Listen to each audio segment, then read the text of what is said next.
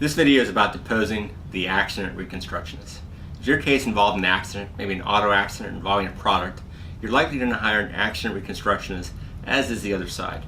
Before you depose the expert, confer with your own accident reconstructionist to determine what best questions to ask. Determines both the assumptions and the facts that go into the other side's expert's opinions.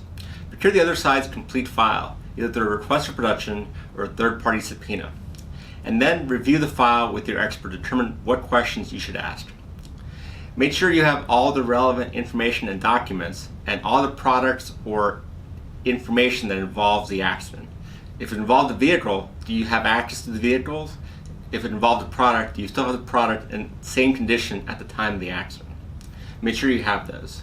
And if you're going to perform any testing on the product, make sure that everybody signs off in that testing with all the experts, all the parties, maybe even getting the blessing from the court in the form of an order. If you don't want to be responsible for spoliation, you want to turn into a bad case into a worse case, or a good case into a bad case.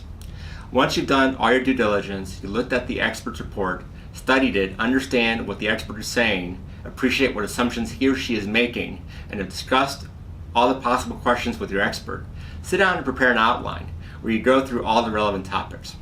And this is probably a detailed outline. You may have to write out specific questions just so you make sure you ask the exact and proper questions. I typically don't write out my questions, but when it comes to action reconstructionists or other experts, sometimes when there's specific issues or specific admissions I want to procure, I may write out those questions to make sure that I get the exact answer I need and that I want.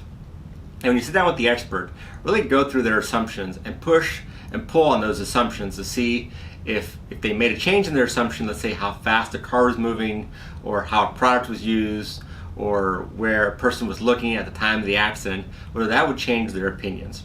So what you're trying to do, you're trying to push them off of their opinion. They'll probably not to agree with you, but they'll have to agree that if you provide them a certain hypothetical with different facts, their ultimate conclusions are going to change. And that's what you're going to be arguing in front of a jury. At the end of the day, when there's an accident, it's generally a battle of the experts. And you generally have an expert on each side providing his or her own story or explanation of what happened. Our expert will defend our client and accuse your client, and vice versa. So always use your expert from Jump Street to help you develop the questions and procure the admissions you want of the opposing party's accident reconstruction.